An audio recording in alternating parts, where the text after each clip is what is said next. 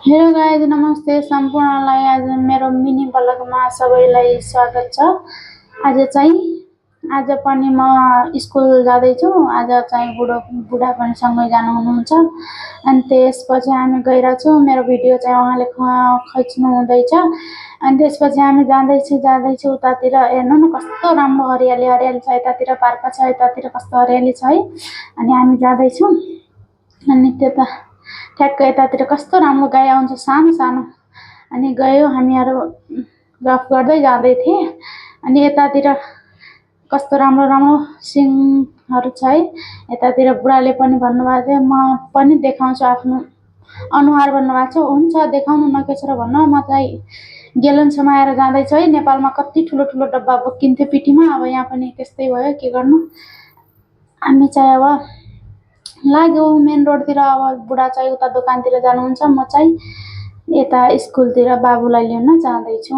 बुढा चाहिँ उता पानी भर्न जाँदैछ, म चाहिँ स्कुलमा पुगिसकेँ। यतातिर होटल छ, बिरयानी कति सस्तो सस्तो पाइन्छ है। यतातिर म स्कुल पनि पुगिसकेँ। यतातिर स्कुल हेर्नु अनि आज चाहिँ छुट्टी भइसकेको रहेछ अनि त्यही भएर छोरा चाहिँ उता खेल्दैछ अनि आउँदै होला। अब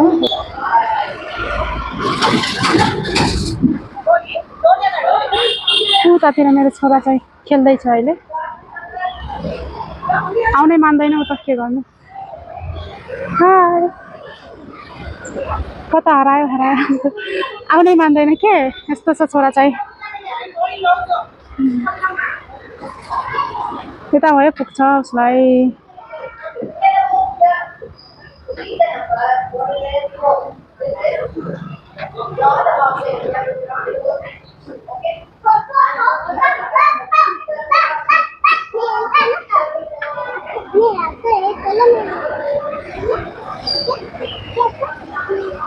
घरै जान मान्दैन क्या गाईज्यू त, यस्तरी रुन्छ के त। घरै जान मान्दैन झन् स्कुलबाट। सबैलाई घर जान कति हतार हुन्छ, यो चाहिँ मान्दैन। देख यहाँ देख, हाई गरिदेऊ हाई। आज हजुरले स्कुलमा के पढ्यो बेबी? ए फर एप्पल पढ्यो? बी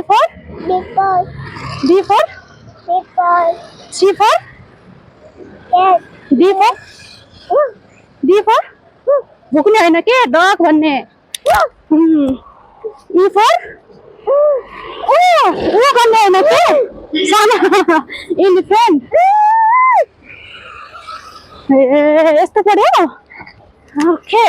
पानी अनि छोरालाई बोकेर ल्याउँदैछन्, के गर्नु। दुःख भने यस्ता दुःख हुन्छन्। पानी पनि छोरालाई पनि लिनु पर्यो। 2 दिन छ त भने स्कुल, 2 दिन छन् त। ल आज चाहिँ हामी स्कुलबाट आउँदैछौँ है।